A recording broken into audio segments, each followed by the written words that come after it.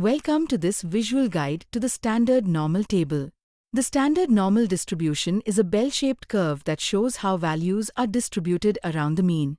Instead of raw data, we often convert values into z-scores, which tell us how many standard deviations of value lies from the mean. The z-table helps us determine the cumulative probability, or the area under the curve to the left of a given z-score. In this guide, we will explore how the z-table works visually, how probabilities change across the curve, and how to interpret these values in statistics. Each z-score corresponds to a specific cumulative probability. This probability represents the total area under the curve to the left of that z-score.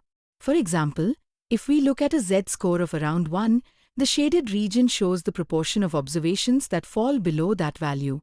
Remember that the total area under the entire curve equals 1, or 100%.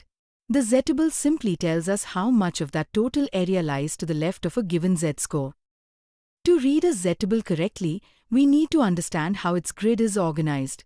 The rows represent the first decimal place of the z-score, such as -1.9. The columns represent the hundredths place, such as 0.06. When we combine these, we get the full z-score. For example, row -1.9 and column 0.06 gives a z-score of -1.96.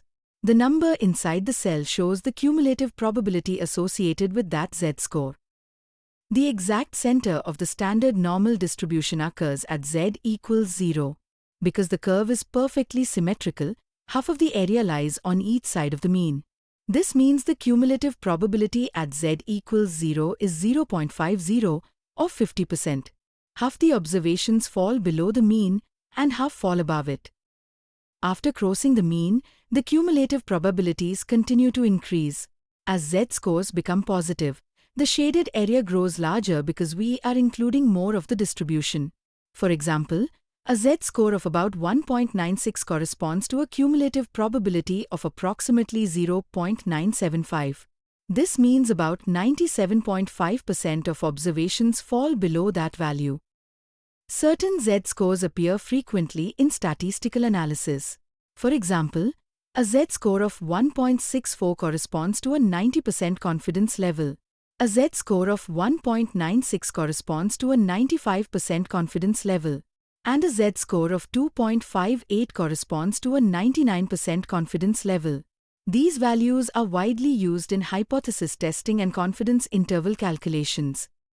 To summarize, first, the z-table gives the area to the left of a z-score. Second, the standard normal distribution is perfectly symmetric around the mean. And third, the mean itself corresponds to 50% cumulative probability. Once you understand these three ideas, using the z-table becomes straightforward and intuitive.